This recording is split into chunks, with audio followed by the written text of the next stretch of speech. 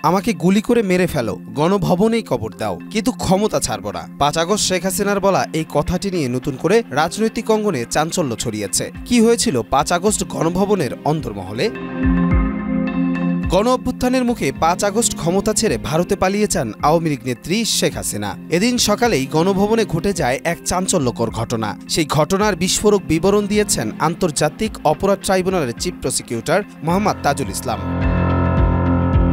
২৫ মে ট্রাইব্যুনালে মানবতা বিরোধী অপরাধের এক মামলায় আনুষ্ঠানিক অভিযোগ দাখিলের সময় তিনি বলেন, ওই দিন সকালে গণভবনে একটি গোপন বৈঠক হয়। বৈঠকে তৎকালীন আইজিপি চৌধুরী আব্দুল্লাহ আল মামুন জানান, পুলিশ বাহিনী আর বেশিক্ষণ কঠোর অবস্থান ধরে রাখতে পারবে না। অস্ত্র গোলাবারুদের সংকট ও বাহিনীর ক্লান্তি নিয়ে উদ্বেগ প্রকাশ করেন তিনি।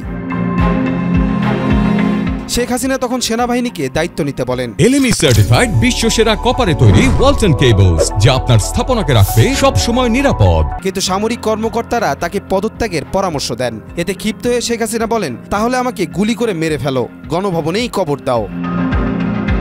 পরে সামরিক কর্মকর্তারা তাকে একপাশে নিয়ে পরিস্থিতির ভয়াবহতা ব্যাখ্যা করেন। ছোট বোন শেখ রেহানা তাকে বোঝানোর চেষ্টা করেন। এক পর্যায়ে পা জড়িয়ে ধরেন, কিন্তু শেখ হাসিনা তবু রাজি হননি। শেষ পর্যন্ত তার ছেলে সজীব ওয়াজেদ জয়ের সঙ্গে কথা বলেন সামরিক কর্মকর্তারা। জয় মাকে রাজি করান পদত্যাগে। এরপরেই শেখ হাসিনা দেশ ত্যাগে সম্মত হন এবং সেনাপ্রধানের জাতির উদ্দেশ্যে ভাষণের আগেই ভারতে পালিয়ে যান তিনি।